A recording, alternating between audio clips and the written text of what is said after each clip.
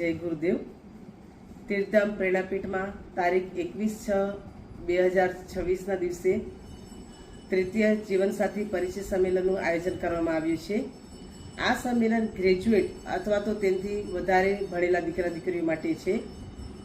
સમાજમાં વાલીઓને મારી ખાસ વિનંતી છે, જે દીકરીના વાલીઓ છે તેમને કે આપ આ પરિચય સંમેલનમાં જરૂરથી પધારો, જેથી કરીને આપની દીકરીને યોગ્ય પાત્ર મળી શકે તથા સામા સાટાવાળા જે ભાઈ બહેન છે એના માટે પણ આપણે આ આયોજન કરેલું છે।